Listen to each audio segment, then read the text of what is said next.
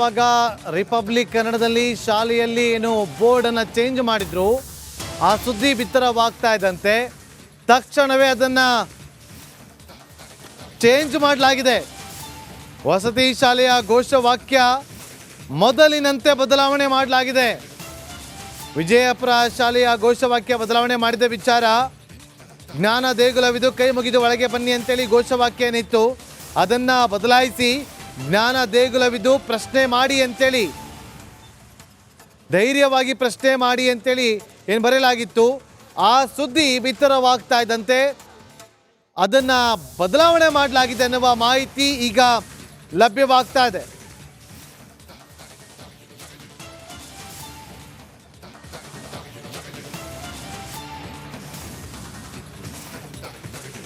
ದೃಶ್ಯಾವಳಿಯಲ್ಲಿ ಗಮನಿಸ್ತಾ ಇದ್ದೀವಿ.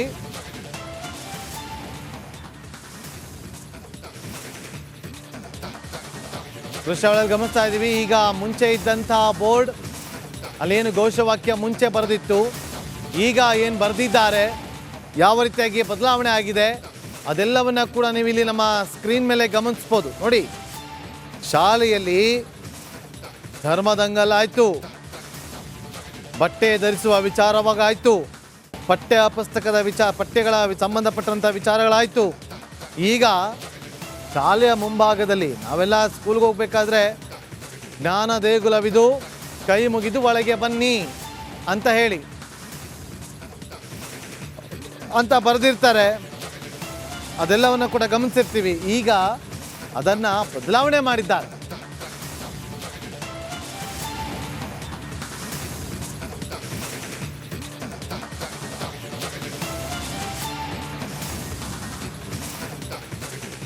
ನೋಡಿ, ನಮ್ಮ ಪ್ರತಿನಿಧಿ ಸುರೇಶ್ ಆಗ್ಲೇ ಮಾಹಿತಿ ನೀಡ್ತಾ ಇದ್ರು.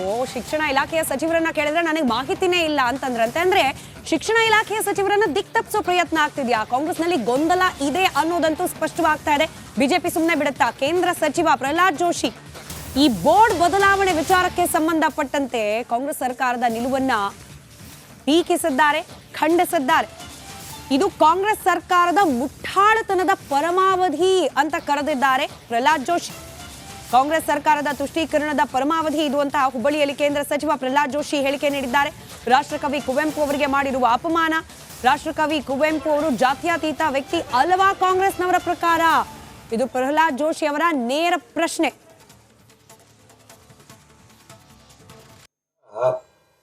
ಎಷ್ಟು ಒಂದು ಮುಠಾಳತನದಿಂದ ವರ್ತಿಸ್ತಾ ಇದೆ ಮತ್ತು ಅಪೀಸ್ಮೆಂಟಿನ ಒಂದು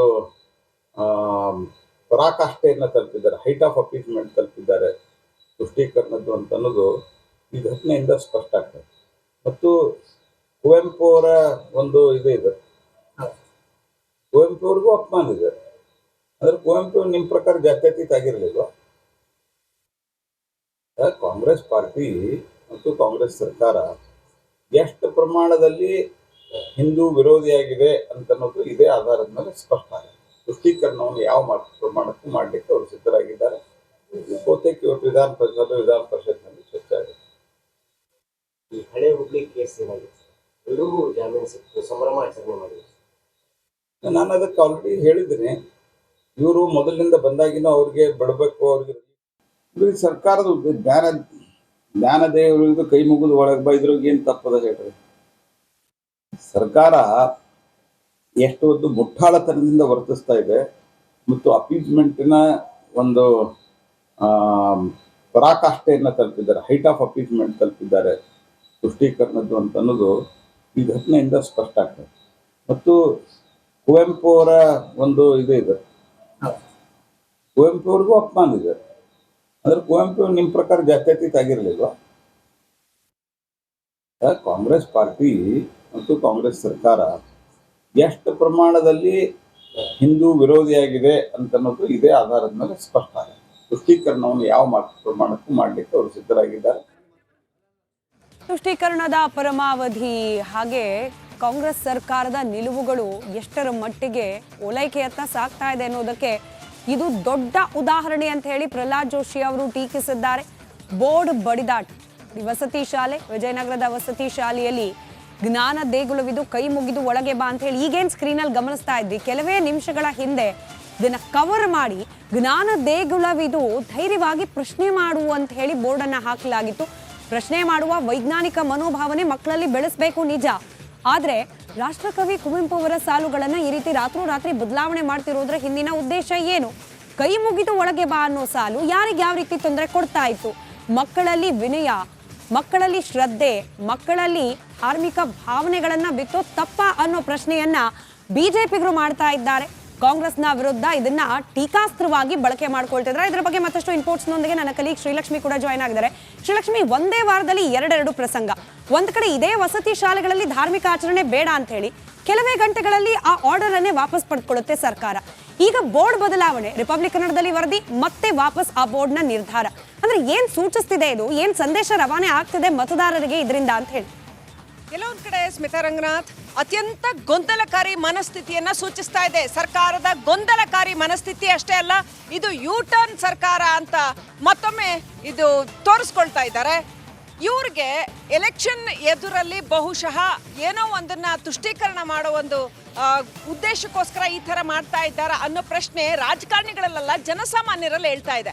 ಇವರ ರಾಜಕೀಯ ಅಜೆಂಡಾ ಏನೇ ಇದ್ರೂ ಕೂಡ ಅದನ್ನ ರಾಜಕೀಯವಾಗಿ ಮಾಡಬೇಕೇ ಹೊರತು ಶೈಕ್ಷಣಿಕವಾಗಿ ಶಾಲೆಗಳಲ್ಲಿ ಯಾಕೆ ಈ ರೀತಿ ಬದಲು ಮಾಡ್ತಾ ಇದೆ ಸರ್ಕಾರ ಅನ್ನುವಂಥದ್ದು. ಕುವೆಂಪು ಅವರ ಕೈ ಮುಗಿದು ಬಾ ತಿಥಿ ಶಿಲೆಯಲ್ಲವಿ ಗುಡಿಯು ಕಲೆಯ ಬಲೆಯು ಅಂತ ಕುವೆಂಪು ಬರೆದಿದ್ದಂಥ ಸಾಲುಗಳು, ಅದರಿಂದ ಪ್ರೇರಿತರಾಗಿ ಜ್ಞಾನ ದೇಗುಲವಿದು ಕೈ ಮುಗಿದು ಒಳಗೆ ಬಾ ಅಂತ ಕರಿತಾ ಇರುವಂಥದ್ದು. ಹಾಗೆ ನಮ್ಮಲ್ಲಿ ನಹಿ ಜ್ಞಾನೇನ ಸದೃಶಂ ಅಂತಿದೆ, ಅಂದ್ರೆ ನಿಮ್ ಜ್ಞಾನಕ್ಕೆ ಸರಿಯಾದ್ದು ಮತ್ತೆ ಯಾವುದೂ ಇಲ್ಲ ಅಂತ. ಆ ಅರ್ಥದಲ್ಲಿ ವಿನಯ, ವಿದ್ಯೆ ಅಂತಂದ್ರೇನೆ ವಿನಯ ಅನ್ನೋ ಅರ್ಥದಲ್ಲಿ ಕೊಟ್ಟಿರ್ತಕ್ಕಂಥದ್ದು. ಅದನ್ನ ಸರ್ಕಾರ ಧೈರ್ಯವಾಗಿ ಪ್ರಶ್ನಿಸುತ್ತಾ, ಪ್ರಶ್ನೆ ಮಾಡೋದು ಬೇಡ ಅಂತ ಯಾರಂದ್ರು? ಈಗ ಸರ್ಕಾರಕ್ಕೆ ಎಲ್ಲೋ ಒಂದು ಕಡೆ ಈ ಶೈಕ್ಷಣಿಕ ವಿಚಾರದಲ್ಲಿ ಭಂಡತನಕ್ಕೆ ಬಿದ್ದಿದೆಯಾ ಸರ್ಕಾರ ಅನ್ನುವಂಥ ಪ್ರಶ್ನೆ ಬರುತ್ತೆ. ಯಾಕಂತಂದ್ರೆ ಈ ಎಜುಕೇಷನ್ ಫೀಲ್ಡ್ ಮೋಸ್ಟ್ ನ್ಯೂಟ್ರಲ್ ಇರಬೇಕಾದಂಥ ಒಂದು ಕ್ಷೇತ್ರ. ಆ ಕ್ಷೇತ್ರದಲ್ಲೇ ಸರ್ಕಾರ ಈ ರೀತಿ ಪ್ರಯೋಗಗಳನ್ನು ಮಾಡೋಕೆ ಹೋಗೋದು ಎಲ್ಲೋ ಒಂದು ಕಡೆ ಮಕ್ಕಳ ಮೇಲೆ ಅಥವಾ ಯುವ ಸಮುದಾಯದ ಮೇಲೆ ದುಷ್ಪರಿಣಾಮವನ್ನು ಬೀರುತ್ತೆ ಅಂತ ಅನ್ಸುತ್ತೆ. ಬಹುಶಃ ಎರಡೂ ಪಕ್ಷಗಳು ಕೂಡ ಇದನ್ನ ರಾಜಕೀಯದಿಂದ ಶಿಕ್ಷಣವನ್ನ ಹೊರಗಿಡಬೇಕಾಗತ್ತೆ. ಅದು ಏನಿದೆಯೋ ಯಥಾಸ್ಥಿತಿ ನಮ್ಮ ಹಿರಿಯರು, ಕರ್ನಾಟಕದ ಕನ್ನಡ ನಾಡಿನ ಪ್ರಜ್ಞಾವಂತ ಸಾಹಿತಿಗಳು, ವಿದ್ಯಾವಂತರು, ಪ್ರಜ್ಞಾವಂತರು ಮಾಡಿರ್ತಕ್ಕಂಥದ್ದು ಏನಿದೆಯಲ್ಲ ಅದು ಸರಿಯಾಗಿದೆ. ಬಹುಶಃ ಅದಕ್ಕೆ ಸಿದ್ದರಾಮಯ್ಯ, ಕುವೆಂಪುರಂತ ಹಿರಿಯ ಚೇತನಕ್ಕೆ ಬೆಲೆ ಕೊಟ್ಟು ಇದನ್ನೆಲ್ಲ ಹಾಗೆ ಉಳಿಸ್ಕೊಳ್ಬೇಕು ಅಂತ.